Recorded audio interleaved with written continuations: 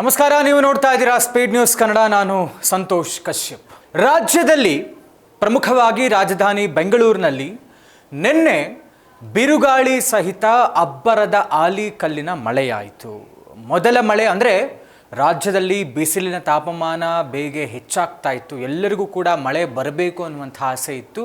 ಅದೇ ಪ್ರಕಾರವಾಗಿ ವರುಣ ನಿನ್ನೆ ಅಬ್ಬರಿಸ್ದ. ಅಂದರೆ ಒಂದರ್ಥದಲ್ಲಿ ಮೊದಲ ಮಳೆ ರಾಜಧಾನಿಯಲ್ಲಿ ಆದಂಥದ್ದು ಬೇಸಿಗೆ ಕಾಲ ಆರಂಭವಾದಾಗಿನಿಂದ. ಒಂದು ರೀತಿಯಲ್ಲಿ ಖುಷಿ ಇದ್ದರೆ, ಅಂದರೆ ಭೂಮಿ ತಣ್ಣಗಾಗತ್ತೆ ಅನ್ನುವಂಥ ಖುಷಿ ಒಂದರ ಇದ್ದರೆ, ಬಹಳ ಸ್ವಲ್ಪ ಹೊತ್ತಿನಲ್ಲೇ ಆ ಖುಷಿ ಮರೆಮಾಚಿ ಹೋಯಿತು. ಯಾಕೆ ಹೇಳ್ತಾ ಇದ್ದೀನಿ ಅಂತ ಹೇಳಿದ್ರೆ, ರಾಜಧಾನಿ ಬೆಂಗಳೂರಿನಲ್ಲಿ ನಿನ್ನೆ ಆದಂತಹ ಈ ಬಿರುಗಾಳಿ ಸಹಿತ ಭಾರೀ ಮಳೆಗೆ ಒಂದು ದೊಡ್ಡ ಅವಘಡ ದುರಂತ ಸಂಭವಿಸಿರುವಂಥದ್ದು. ಬೆಂಗಳೂರಿನ ಹಾರ್ಟ್ ಆಫ್ ದಿ ಸಿಟಿಲಿರುವಂತಹ ಬೌರಿಂಗ್ ಹಾಸ್ಪಿಟಲ್ನ ಕಾಂಪೌಂಡ್ ಗೋಡೆ ಕುಸಿದು 3 ಮಕ್ಕಳು ಸೇರಿದಂತೆ ಬೀದಿ ಬದಿ ವ್ಯಾಪಾರಿಗಳು 8 ಜನರ ಪ್ರಾಣಹರಣ ಆಗಿರುವಂಥದ್ದು ನಿಜವಾಗಿಯೂ ದುರಾದೃಷ್ಟಕರ. ಬಹಳ ಬೇಸರ ಆಗುತ್ತೆ. ಮೊದಲ ಮಳೆಗೆ, ಅದರಲ್ಲೂ ಕೂಡ ಬೆಂಗಳೂರಿನಲ್ಲಿ ಇಂಥ ಒಂದು ಅವಾಂತರ ಸಂಭವಿಸಿರುವಂಥದ್ದು. ದುರಂತ ಆದಮೇಲೆ ನಾವು ಅದರ ಬಗ್ಗೆ ಮಾತಾಡ್ತೇವೆ ಅಂತಲ್ಲ, ನಿಜವಾಗಿಯೂ ನಮಗೆ ನಾಚಿಕೆ ಆಗಬೇಕಾದಂಥ ವಿಚಾರ ಯಾರಿಗೆ ಅಂತಂದರೆ ಅದು ಸರ್ಕಾರದವರಿಗೆ, ಸರ್ಕಾರದ ಅಧಿಕಾರಿಗಳಿಗೆ, GBA ಅಧಿಕಾರಿಗಳಿಗೆ ನಾವು ಛೀಮಾರಿ ಹಾಕಬೇಕು. ಯಾಕೆ ಹೇಳ್ತಾ ಇದ್ದೀನಿ ಇದನ್ನು ಅಂತ ಹೇಳಿದ್ರೆ, ಇದೇ ಉಪಮುಖ್ಯಮಂತ್ರಿ DK ಶಿವಕುಮಾರ್ ಅವರು ಏನು ಹೇಳಿದ್ರು, ಬ್ರ್ಯಾಂಡ್ ಬೆಂಗಳೂರು ಮಾಡ್ತೇವೆ ಅಂತ ಹೇಳಿದ್ರು. ಏನು ಸ್ವಾಮಿ ಬ್ರ್ಯಾಂಡ್ ಬೆಂಗಳೂರು?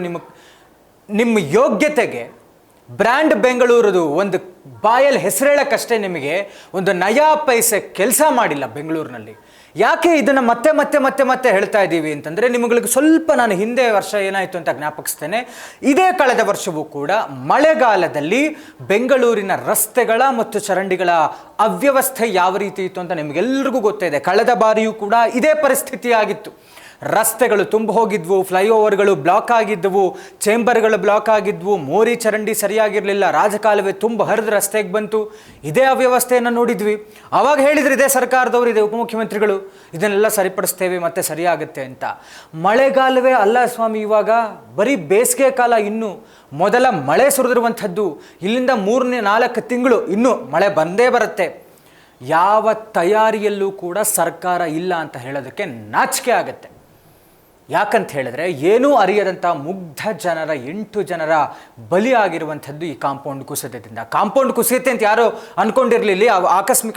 ಆಕಸ್ಮಿಕ ಆಯಿತು ಅಂತ ಹೇಳೋದಲ್ಲ, ಗೊತ್ತು ತಾನೇ ಎಂಥ ಅವ್ಯವಸ್ಥೆ ಇದೆ ರಸ್ತೆಗಳದ್ದು ಅಂತ. ಎಷ್ಟು ಕಡೆ ನಿನ್ನೆ ಆದಂತಹ ಬಿರುಗಾಳಿಗೆ ಆಲ್ಮೋಸ್ಟ್ ನಗರದ ಎಲ್ಲ ಕಡೆಯೂ ಕೂಡ, ಎಲ್ಲ ಭಾಗಗಳಲ್ಲೂ ಕೂಡ 50ಕ್ಕೂ ಹೆಚ್ಚು ಮರಗಳು ಧರೆಗೆ ಉರುಳಿರುವಂಥದ್ದು, ನೆಲ ಕಚ್ಚಿರುವಂಥದ್ದು.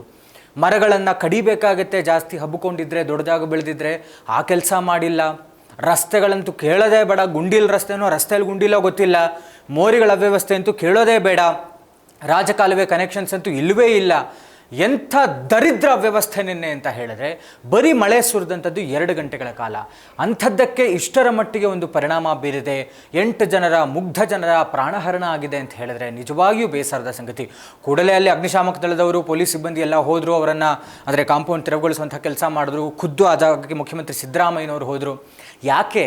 ಕಾರ್ಪೊರೇಷನ್ ಎಲೆಕ್ಷನ್ ನೆಟ್ಟಿಗೆ ಮಾಡಿದರೆ, ನಿನ್ನೆ ನಾವು ವಿಜುವಲ್ಸಲ್ಲಿ ನೋಡ್ತಾ ಇದ್ವಿ, GBA ಅಧಿಕಾರಿಗಳು ಒಬ್ಬರು ಕಾಣ್ತಾ ಇಲ್ಲ. ಮುಖ್ಯಮಂತ್ರಿಗಳಿದ್ದರು ಕೂಡ ಅಲ್ಲಿ ಬರೀ ಪೊಲೀಸರು, ಅಗ್ನಿಶಾಮಕ ದಳದವರು ಇದ್ದರು. ನೀವು ನೆಟ್ಟಿಗೆ ಗ್ರೌಂಡ್ ಲೆವೆಲಲ್ಲಿ ಕೆಲಸ ಮಾಡೋಕ್ಕೆ ಕಾರ್ಪೊರೇಷನ್ ಎಲೆಕ್ಷನ್ ಮಾಡಿ ಅಲ್ಲಿ ಯಾರಾದರೂ ನಾಯಕರು ಇದ್ದಿದ್ರೆ ಅಟ್ಲೀಸ್ಟ್ ಕೆಲಸ ಮಾಡ್ತಾಯಿದ್ರು. ಎಲ್ಲ ಈ ಮಿನಿಸ್ಟರ್ಗಳು ನುಂಗು ನೀರು ಕುಡಿಬೇಕು ಅನ್ನೋ ಕಾರಣಕ್ಕೆ ಈ ಥರದ ದರಿದ್ರ ಕೆಲಸ ಮಾಡಿ ಇಟ್ಕೊಂಡು ಕೂತಿದ್ದೀರಾ. ಪ್ರಾಣ ಹೋಗಿದ್ದು ಏನೂ ಅರಿಯದಂಥ ಅಮಾಯಕರದ್ದು. ಮುಖ್ಯಮಂತ್ರಿಗಳು ಹೋಗ್ತಾರೆ, ಉಪಮುಖ್ಯಮಂತ್ರಿಗಳು ಹೋಗ್ತಾರೆ, ಎಲ್ಲರೂ ಇದರಲ್ಲಿ ರಾಜಕೀಯ ಬೆರೆಸ್ತಾರೆ, ಸರ್ಕಾರದ ವೈಫಲ್ಯ ಅಂತಾರೆ.